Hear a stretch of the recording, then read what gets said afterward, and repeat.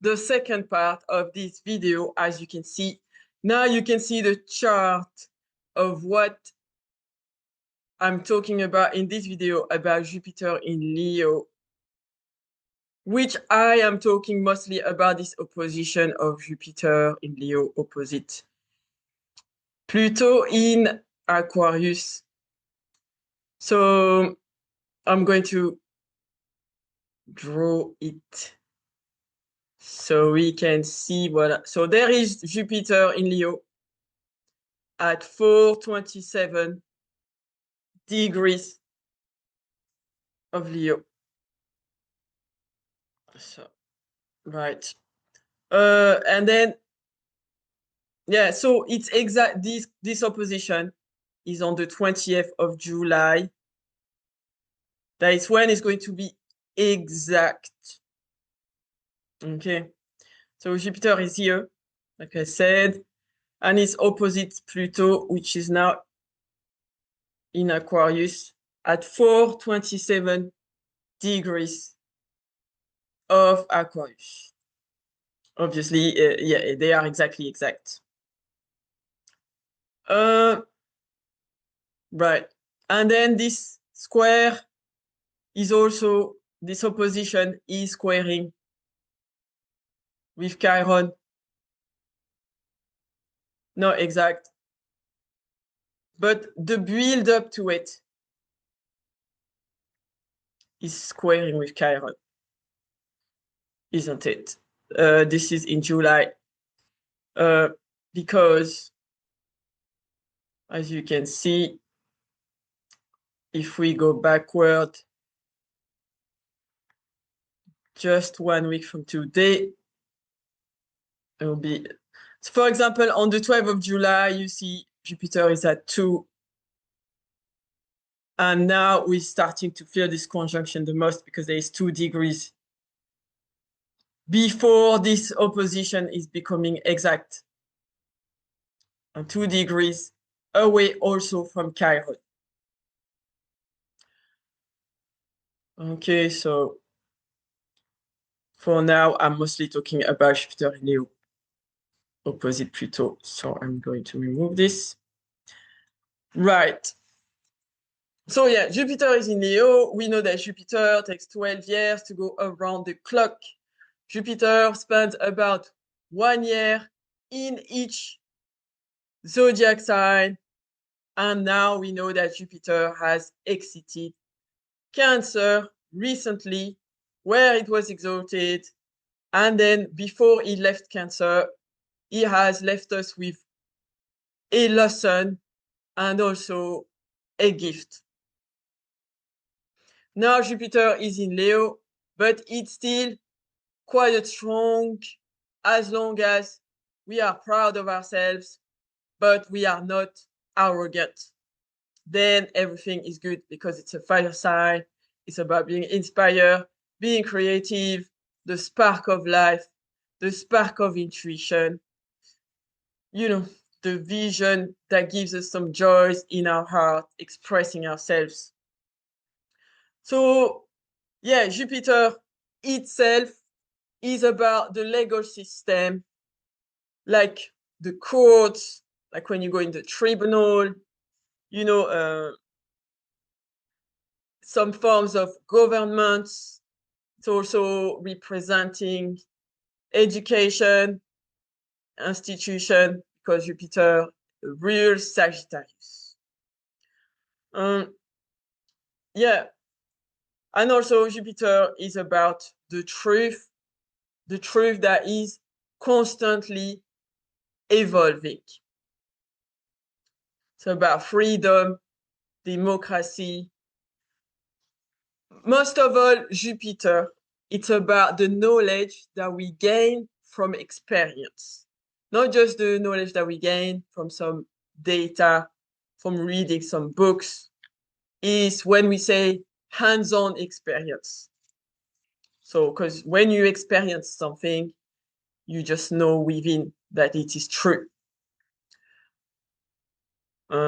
So yeah, so Jupiter is just what you know because you just know it. Doesn't have to be proven. explain. You have this inner knowing. Sometimes we know something because it's from our past lives, and so we incarnate this with this life. We've already certain skills, certain knowledge that it doesn't take much to awaken. Yeah, so this is the knowledge of Jupiter. And another thing about Jupiter is that wherever Jupiter is in your chart, or wherever Jupiter is transiting, it magnifies things, expands things. It's Jupiter is about growth, isn't it? Also, we say Jupiter is about luck, abundance, because Jupiter expands whatever it touches, or it's also about, yeah, expansion is about making something more evident. You know, when Jupiter come and conjunct one of your planets, for example, then you feel this planet energy more, will be more obvious to you. You know, however, this can be for the best or not, because yeah, often we hear, oh, it's good to have some Jupiter, it's all going to be great, we are gonna get lucky, we are gonna get rich. But at the end of the day, Jupiter expand whatever it's there. You know, so it depends what is there. If it's a good situation, you know, then it'll expand something good for you. But if you were having a crisis and then Jupiter comes, sometimes it can expand the crisis. However, from my experience, when Jupiter expands a crisis, at the end of the day, I believe that Jupiter is still a good planet. End of story. You know, not like Saturn, obviously, but because the difference is that with Jupiter, yeah, if it expands something, let's say if you're sick, or if you're into a toxic relationship, you know, and then Jupiter comes, it will expand the toxicity. You know, it would expand the sickness. But the good with Jupiter is that at the end, it will always resolve the problem. It like a balloon. You know, when you blow into a balloon, it will expand, it will expand, it will expand, and then it will pop, and then it will go down, and it will be gone. So that's why some astrologer says, and I believe too, that at the end of the day, you know, Jupiter is a good planet, and it just wants your good. It wants to help you. You know, so sometimes if you blow up this toxicity, it's for you to see it, and then you will clear it. And also the way Jupiter does it is not as painful as if, like I'm going to speak about now, and I spoke about earlier, about, you know, when Pluto is showing you something has to be cleaned up, it's not the same feeling when it's all intense and you're scared, you know, and yeah, it's not, it's still Jupiter, Jupiter is still Jupiter, you know, but Jupiter in Leo, it does expand your ability to express yourself more, to express more of your authentic self, because Leo is all about being playful, you know, being childlike, being creative. Leo is about, you know, it feels good by expressing your authentic self. Leo likes to shine, likes to be seen. You know, on the higher vibration, Leo likes to shine for a good reason, you know, not just to feel better than other people. Yeah, to, like, you know, on the higher vibration, Leo likes to shine so that it can uplift other people with joy as well. You know, he likes to bring playfulness. He likes to, it's about being creative as well. Leo is also about being a leader, being organized, taking the lead of your life, you know, taking the lead of your self-expression, of your authentic self. Yeah, Leo likes to play, likes to have a good time, likes the good things in life. So Jupiter is going to expand all those things. And yeah, with Jupiter in Leo, we are encouraged. Now, we to put our heart out there, to now it's time to go for it. For example, if you're someone that's creative, but maybe you are shy, maybe you don't have much self-confidence, you're doubting yourself, maybe you don't have time, now is the time to take your drawing and then put it on the internet, show it to your friend.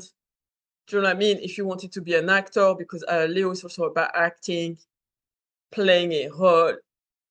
Yeah, and just go for it, join it. Theater, I don't know, write your book and publish it.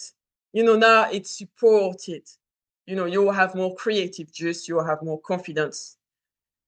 So that's what we are encouraged to do now with Jupiter. And this is where we are going to find the most joy and abundance and blessings. When we are having the courage to be more of ourselves.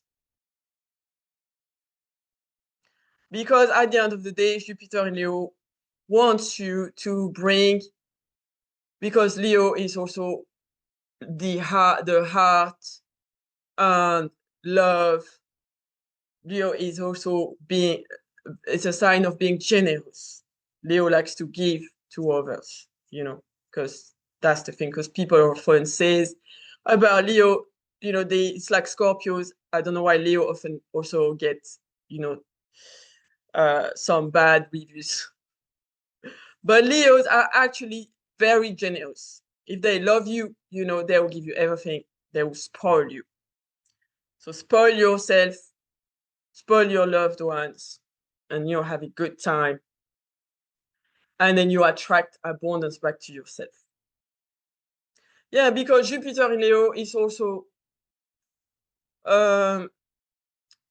it's also about believing in yourself. It's about having confidence in your potential and to realize that there is more potential that you can realize, that you can go out there, you can do it. If only you have the courage to give it a go. So now there is possibility, there is potential for achieving in life and growing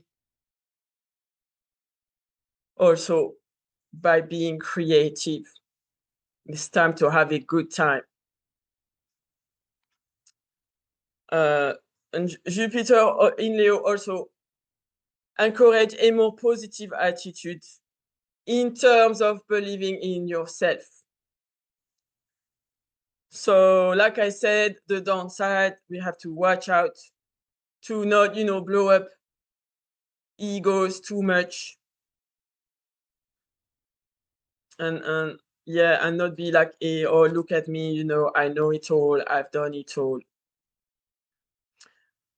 We have to use it to achieve our own goal and to believe in ourselves, believe that we can expand and we can achieve what we are going after.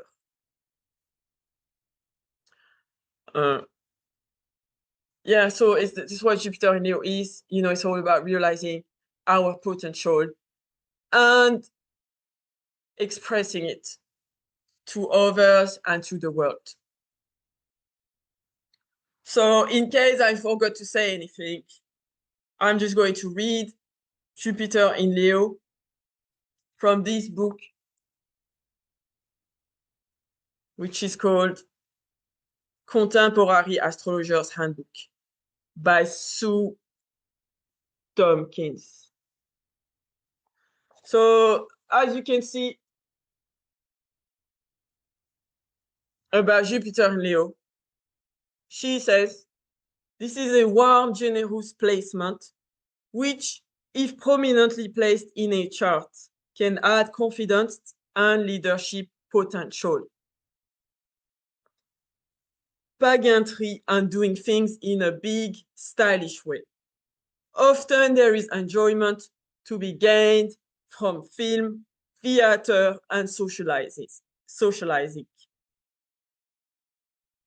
Egotism and a reluctance to play second fiddle to a higher power can limit the capacity for religious faith. More religious types may favor what might be called high church. Some will feel at home with churches and religious practices that have a certain amount of pomp and ceremony. There may be pride in the person's church, school, or university, and the keenness to show it off as being, in some way, the best. This is an ideal placement for a school or university governor, church leader, or local councillor. So what this book adds that I didn't say is that also there's a strong theme, a strong religious thing, and doing a lot of ceremonies. It's time for, those of you who are into doing ritual, with the whole shebang, with the whole decoration, the whole, table with the objects that you need. This is a good time to go for it because you could actually have fun doing a ritual, for example. I don't know, if you've got a Bible, maybe it's time to get your Bible back from your cupboard. Just read a little bit of your Bible. Yeah, and then the warning is don't preach too much, I suppose, with Jupiter in Leo. And so now I'm going to also touch on the fact that Jupiter in Leo, this is what we are doing this video, is opposite Pluto in Aquarius. So, yeah, so first of all, when there is a Pluto transit, this is about exhausting the pieces of your desire. It's dramatic. It's a dramatic uprooting of layers upon layers of stuff in your life that needs to be removed for your soul's evolution.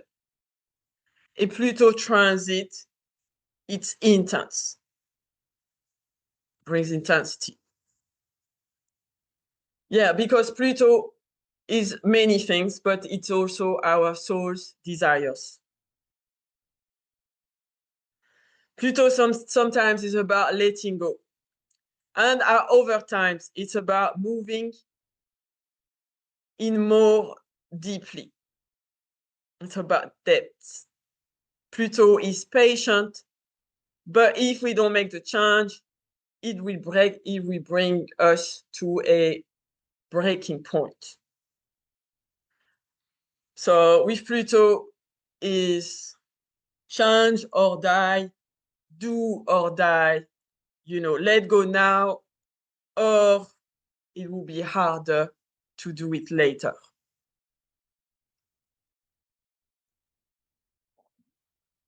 Because with Pluto, isn't it, we feel like the rug is being pulled from under our feet. If we resist change. So it's not really advised, if anyone's got Pluto transit, to resist change with Pluto. We have to surrender, isn't it? And then we experience a rebirth from the ashes. And then we'll go to a higher level with Pluto. If we let go of the old. And the sooner we let go, the less we will have to let go of, and the less painful this release will be. Because when Pluto removes something, it means that it's time for that thing to be, this thing has served its purpose. The lesson has been learned. Pluto in Aquarius, specifically Pluto in the sign of Aquarius, is exposing us to the underworld around groups and societies in order for us to heal and to move forward and to make different changes. Because Pluto in Aquarius,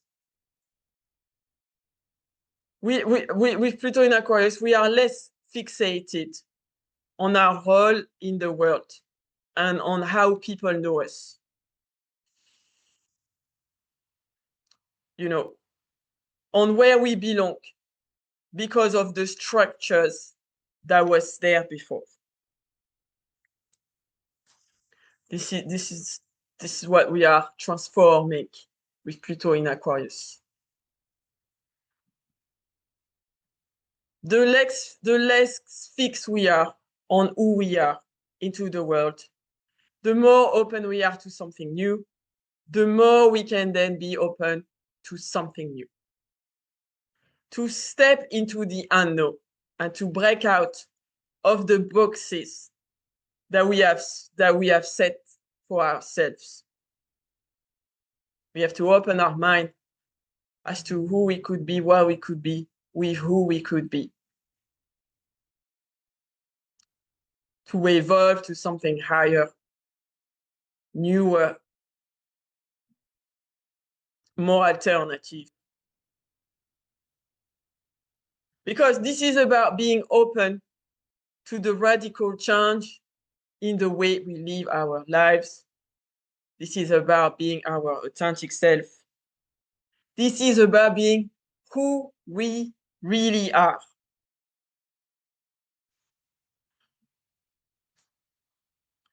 And so with this opposition, also the shadow of Leo is arrogance. And the shadow of Aquarius is elitism. You know, when some people are part of a group, isn't it a small group, and they're like, oh, you won't enter this group. You're not like us, you know. And they have their own set, fixed mindset. That's the shadow of Aquarius, because Aquarius is not always necessarily just open-minded to diversity and to different kind of people. You know, sometimes Aquarius can actually be narrow-minded. And then if we are narrow-minded, then we will reject people who are different than us. And now this kind of dynamics, arrogance in group of people who are elitist is being exposed, is being expanded. With Jupiter is looking at Pluto and is expanding this power game, these inequalities in groups, the shady stuff that's going down. You know, when we've the downside, isn't it? With a good image for Jupiter in Leo, isn't it? Is the American, for example, president that is calling himself a king. Trump. This is an easy way to think of the shadow. So now, again, because also this North Node is going to go into Aquarius very soon, because you see the node is now at 016. Actually, I would like to confirm what date this is going to be. It's the end of June. Yeah, so 27th of July, you see this North Node is going in Aquarius. So yeah, you know, it's not anymore about, people don't want to see anymore, like people say, I'm the king, you know, like these times are over and everyone can participate in the groups, isn't it? You have to open doors for diversity of people from all backgrounds, and that we can all be one while retaining our own individuality, treating other people as equal, including them in our groups. Doesn't mean that we are losing our own sovereignty, you know, that we are not going to be a royal, special person anymore with our own uniqueness. Everyone is unique. This is what the point of astrology is. This is what astrology shows. Each birth chart is unique. Even twins, they are unique. No two souls, no two people are the same. So there is no need to fight or saying I'm the king, or you're the queen, isn't it? So everyone is a king, but everyone is part of the whole. If you get the point. Because yeah, the good thing about Leo, a better way to use Leo,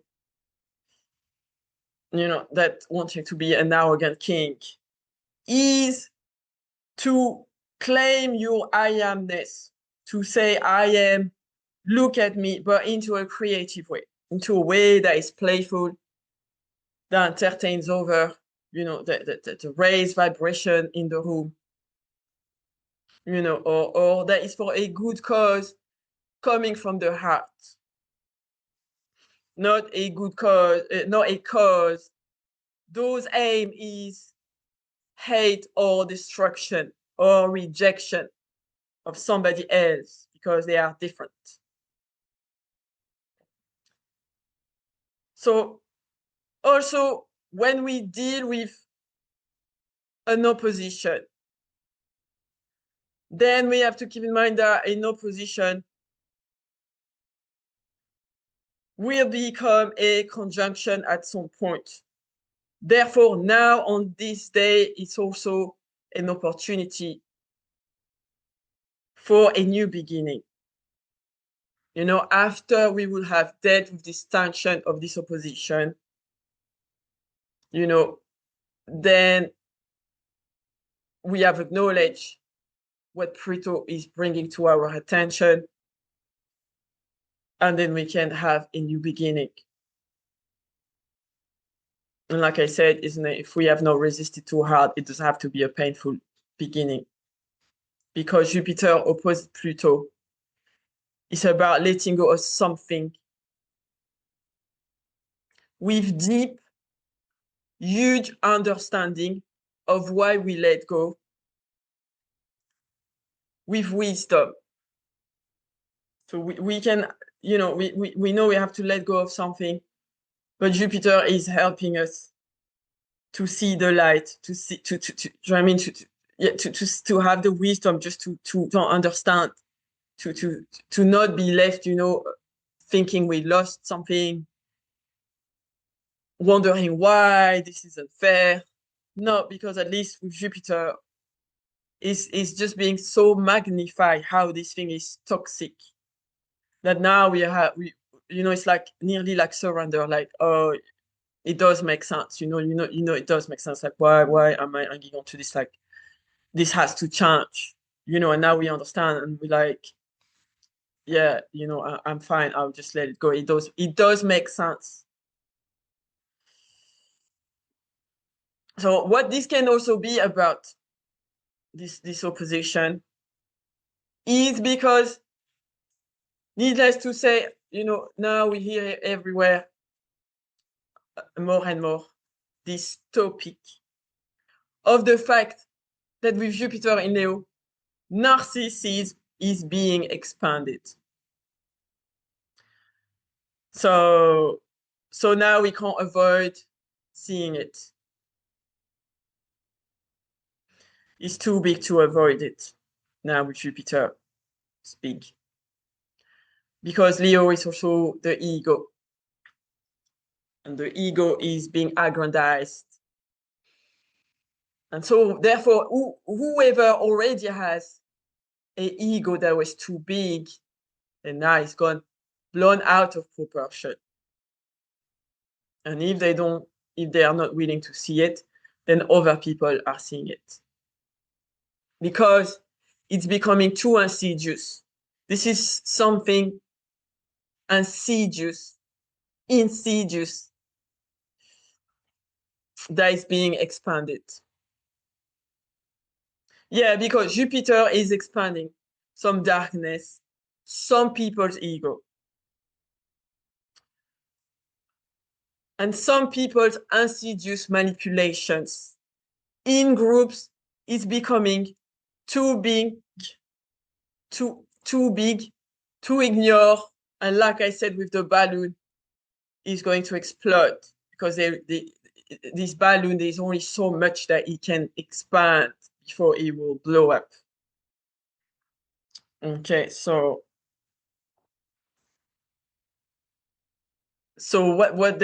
this means that, you know, at the end of the day, if the ego is not kept in check, when we talk about narcissism, then people self-destruct at the end of the day. It's what it is. Other people see it and then they walk away from them. But if they don't deal with their issues, then they will self-destruct because, your life blows up if you're always egoistical, because who wants to be around someone that's always like, that is a narcissist, like, that is always like, oh, look at me, me. So it depends in what context, because with Leo, it's fine if you want to get attention from something creative, from being an actor, from being a singer, from being a musician, like from writing a book. There's a lot of things. But if it's just to sit there and just say, oh, look at me, like it's only a little bit, after a while, it doesn't look good. But with the opposition to Pluto, when I talk about narcissism, this is much more, like I said, it's more insidious. It's deeper than that, because Pluto brings psychological issues of shadow and manipulation and control and power play. Like control freaks, abuse, all this. This is also Pluto. And this is all being seen and expanded. So with this Jupiter opposite to Pluto, there needs to be an evolution of how we understand our lives. It's going to highlight a limiting belief system or an attitude that we have about our life. That until now we lived like this, we lived with this, and now no coincidence, because with this aspect, we are seeing it and we can't avoid it. And some of us are dealing with it.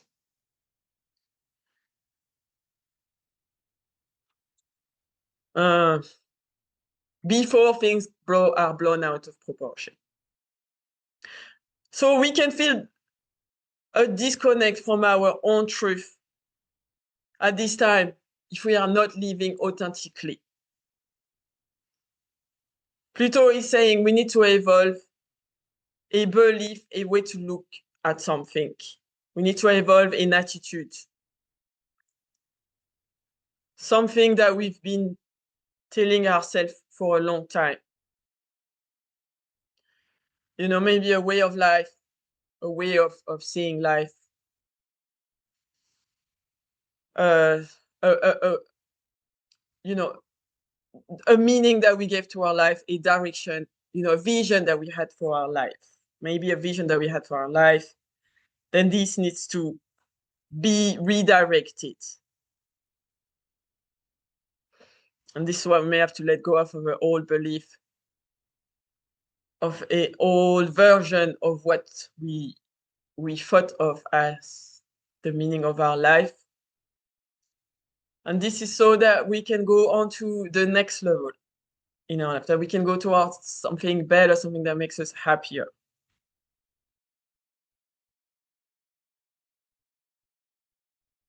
Yeah, so it's a bit like the end of a way of how we used to lead a certain area of our life, of a certain idea that we had of how things were going to go down.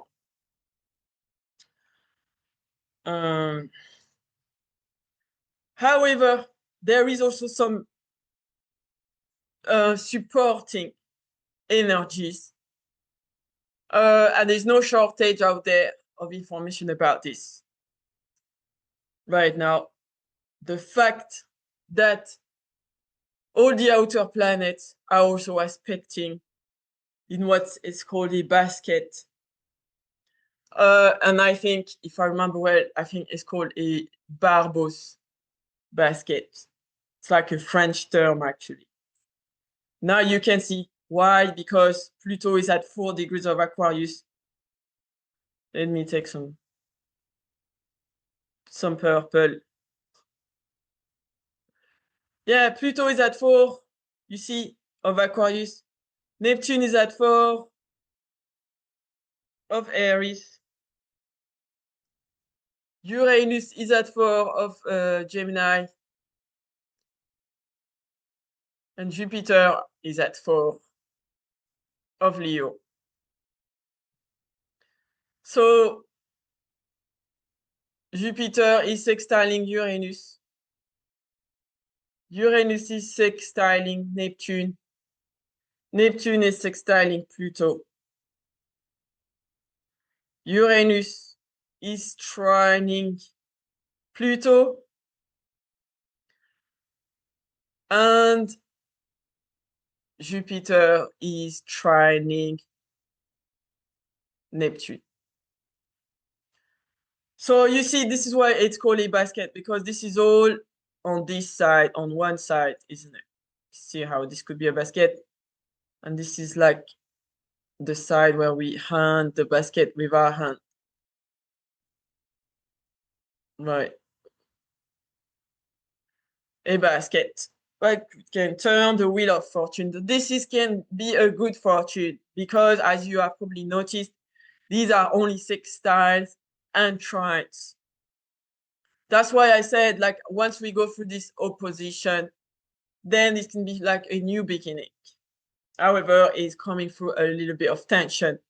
But it's good because at the end of the day, for something lasting, for something concrete to actually happen, for an event to happen in astrology, we need to have some tense aspect. You know, if you just have trine and sextile, then there's no action.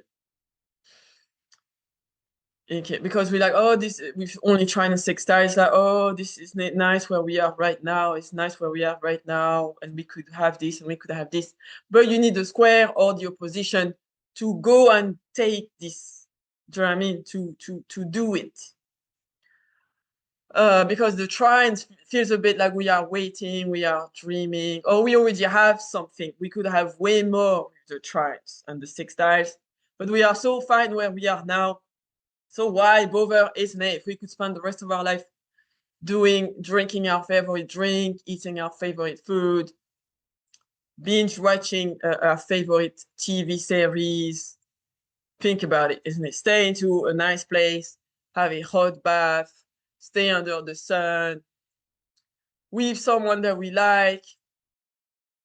You know, like you think like the golden age, when you have everything there already waiting for you. Isn't it? As a human, I don't know, you know, as a more evolved soul, but as a human, at the end of the day, we have a lot of desires. Now it's always some new desire that will come in. Think like this is the square, like something more that you want that you don't have yet. Because otherwise, we will just get bored with just this trine and this sextile. There's only so much time we can lie there. You know, it's like a holiday. There's a time for a holiday and then there's time for action. So it's good because now we have in a position. There is some action and therefore we can actualize this potential with this trine and this sextile. Yeah, because this Jupiter opposite Pluto, yeah, like I said, is also trining with Neptune. And Neptune in Aries is dissolving the blockages, the barriers, right, between our personal will and the will of our soul. And this is bringing our personal will and now our spiritual will, the will of our soul, all in harmony. So this trine from Pluto to Uranus also, Pluto to Uranus, Uranus to Pluto, is also supporting us to end things, whatever that thing I spoke about, that needs to go. Is because it's a trine, this is supporting us to end it, you know, and that's that everything will fall into place at the end of the day. And we will have the right information, we'll have the right support to do it. We will feel empowered by making this change, by going to this next level.